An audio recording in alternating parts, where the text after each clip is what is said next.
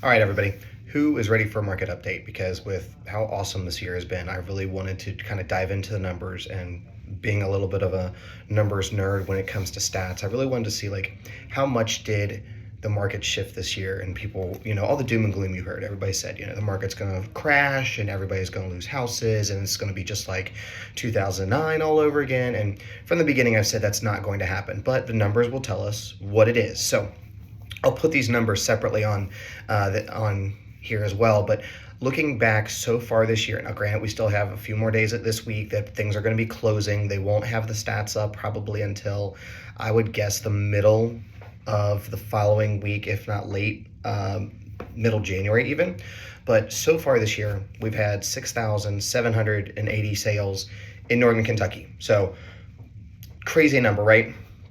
Looking back on last year, from this first of the year until today last year, we had 7,788. So down about 1,000 units. Not surprising, given the fact that the interest rates year to date from then are up, several points. We're talking 4% almost in some cases from what it was this time last year to what it is now.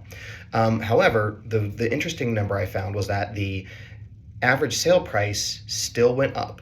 And it went up a whopping 10.6% year to date from this time this year to this time last year. So last year, average sale price through this time was $263,470. Now, $291,446. 10.6% difference. I mean, that's absolutely crazy that we're still seeing that kind of appreciation in numbers given the crash and the doom and gloom that everyone's been spewing. So this is a very good thing. So I wanted to take it back even further into 2020 to see, how do these numbers stack up there? Because looking at the last year, that's, definitely a lot of change in adversity.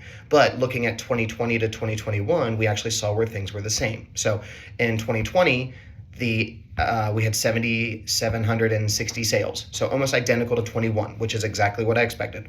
The average sale price, though, was $229,273. So from 20 to 21, the average sale price went up 14.9%. And then from 2021 to today, it went up another 10.6%. So we're talking about almost a 25% increase in just the last 2 years. So this time next year will be really interesting to see, what do things look like from an appreciation standpoint? Are they going to go up another 10%?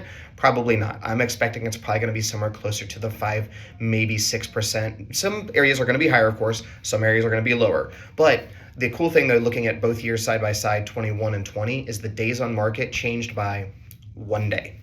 In 2021, your average time on market was 19 days, and then the average in 2022 was 20 days. So things haven't really changed that much. If you're thinking about making a move next year, whether it's to sell your current home, buy your first home, buy an investment property, let's sit down and talk, because these numbers are going to take in. The longer you wait for interest rates to come down, the higher these prices are going to go. That's a guarantee. There is no certainty that says the rates are going to come back down. So we're not, marrying the house and dating the rate and all that BS. We're just going to find the right house at the right price right now, so that way you don't get stuck waiting and paying even more for the exact same house. I'm Carl Kappas, and I hope you guys have had a great 2022, and here's to an awesome 2023.